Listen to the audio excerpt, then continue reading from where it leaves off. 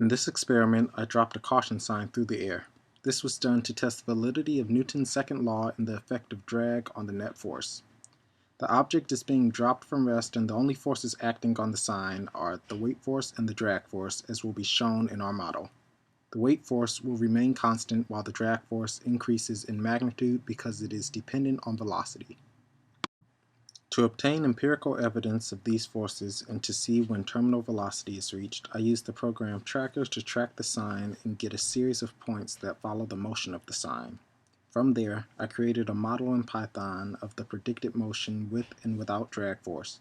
Then I plotted the predicted motions with and without drag versus the actual motion on a position versus time graph in Excel to compare our results to Newton's second law and to observe the effect of drag. To create an accurate model in Tracker, I placed a ruler in the background to give a scale to the video. Thus, by inputting this into Tracker and marking the center of mass in every frame, Tracker was able to output the position in meters for every frame, which was 1/15 of a second. Now, with regards to our model in Python, in this first block of code, I set up our graphics for the prediction simulation. Next, I set the initial conditions including a small delta t as to make my prediction results more accurate.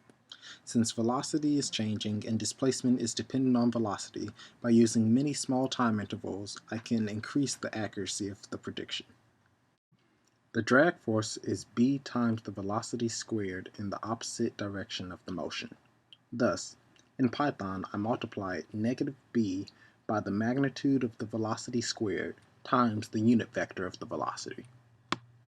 Next, Fnet is found by adding the drag force and the weight force. Finally, we use Newton's second law in a loop to predict the changing velocity of the sign and the position equation to predict the changing displacement. First, here's the model without drag. Next, the model with drag. And finally, here's the model with drag and an initial velocity, if the sign were being thrown downward. From these models, it is clear that during our models with no initial velocity, a terminal velocity was not reached, since for an object to have terminal velocity, its net force must equal 0, and for these models, the weight force was greater than the drag force for the entire time interval, creating a net downward force. However, when the initial velocity was set to 8.282 meters per second in the negative y direction, the weight and drag forces were able to become equal in magnitude, and thus the sign reached terminal velocity.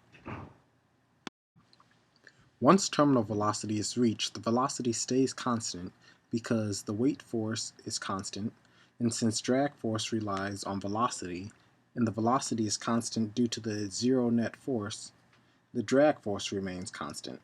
Thus, the forces will continue to create a net force of 0.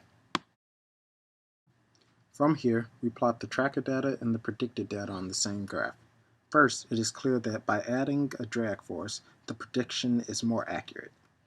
Also, from this graph, it is clear that there is a notable difference between the predicted and the actual results during the 0.13 to 0.74 time interval. This difference was most likely caused by the sign turning in the air. Thus, as less surface area faced the ground, the drag force decreased, meaning a constant b could not accurately predict the entire motion. Also, human error with regards to my inaccuracy placing the center of mass in each frame contributed to this outcome.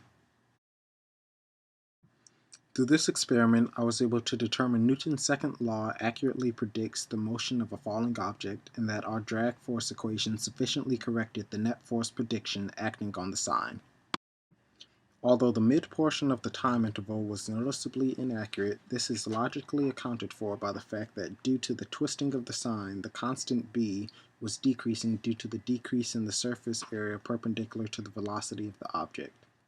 And thus, our used b could only predict the end of the motion, where our prediction did have a negligible difference from our actual data.